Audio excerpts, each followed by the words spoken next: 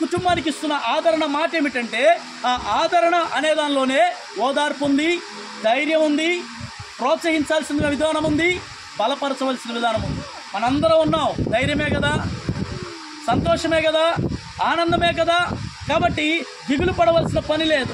అంతకు మించి మనుషులను నమ్ముకున్నట కన్నా దేవుణ్ణి ఆశ్రయించుట ఎంతో మేలు అని వాక్యం చెబుతుంది. చాలామంది రథములను బట్టి, గుర్రాలను బట్టి, వారికి ఉన్న ఆస్తిపాస్తులను బట్టి, వారికి ఉన్న ధన సంపదను బట్టి నాకేంట్లే కోట్లున్నాయి అని చాలామంది చాలా సంతోషంగా ఉండేవాళ్ళు ఉన్నారు. అలాంటి వారి గురించి యేసుక్రీస్తు ఒక్క మాట చెప్పాడు, నా ప్రాణమా తినుము తాగుము సుఖించుము అనుకున్నాడు. ఎందుకంటే వాడి దగ్గర చాలా డబ్బు ఉంది, ఏది కావాలంటే అది కోరుకునే డబ్బు ఉంది, ఏది కావాలంటే అది తెచ్చుకునే డబ్బు ఉంది. వాడు అనుకుంటున్నాడు, నా ప్రాణమా నీకు ఏది కావాలంటే అది సంతోషంగా తిను, సంతోషంగా ఉండు అనుకున్నాడు. ఆ రోజు రాత్రి దేవుడు ఆయనతో మాట్లాడాడు, ఒరే వెర్రివాడా, ఈ రాత్రి నీ ప్రాణాన్ని నేను ఏమైపోతుంది. ఈరోజున ఒక మంచి పేరు సంపాదించుకున్నారు. ఆస్తులు పాస్తులు ఏమో అవన్నీ మనకు తెలియదు, కానీ ఒక పేరు మాత్రం సంపాదించుకున్నారు. అంత పెద్ద వయసు ఉన్నటువంటి ఆయన లేచొచ్చి ఆయన గురించి మాట్లాడడం అంటే ఆయన సంపాదించుకున్నటువంటి పేరు శాశ్వతంగా నిలిచిపోతుంది. దేవునికి స్తోత్రం కలుగు.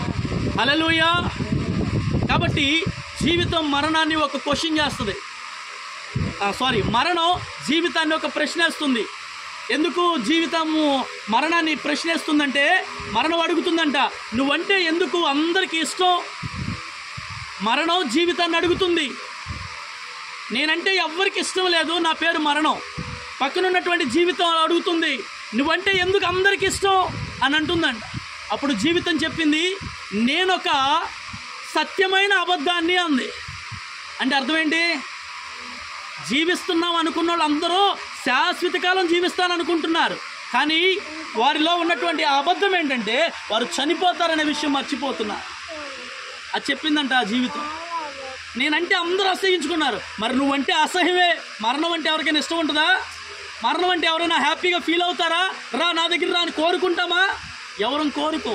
అదంటే ఒక భయం. జీవితం అంటే ఒక ఇష్టం, ఒక ప్రేమ. ఎందుకంటే జీవితాంతము కూడా జీవించాలనే ఆశ, కోరిక. ఆది కాలంలో ఆదాము అవ్వ అనే మనుషులను దేవుడు సృజించినప్పుడు, వారికి ఒక ఫలాన్ని ఇచ్చినప్పుడు, అది తినొద్దని చెప్పినప్పుడు, అది తిన్నప్పుడు దేవుడు అక్కడ వారిని ఉంచలేదు. ఎందుకంటే అక్కడే జీవవృక్ష ఫలం అనే చెట్టు కూడా ఉంది. వీరు పాపం చేసి ఆ కాయ కనుక తినేస్తే వారు జీవితకాలం అలాగే జీవిస్తారు, పాపముతోనే జీవించిపోతారు అనే విధానంలో దేవుడు వారిని బయటకు తీసుకొచ్చేశారు.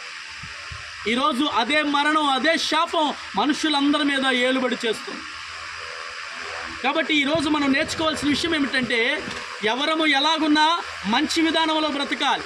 నోరు మంచిదైతే చెప్పాలి, ఊరు మంచిదవుద్ది. ఈపీ నోరుని బతిలాడుకుంటుందంట. ఏమని చెప్పండి, తెలుసుగా మీకు? వీపీ నోరుని బతిలాడుకుంటుంది. ఎందుకని? నువ్వు కొంచెంగా మాట్లాడు, నువ్వు మాట్లాడడం వల్ల నా ఈ పగిలిపోద్ది.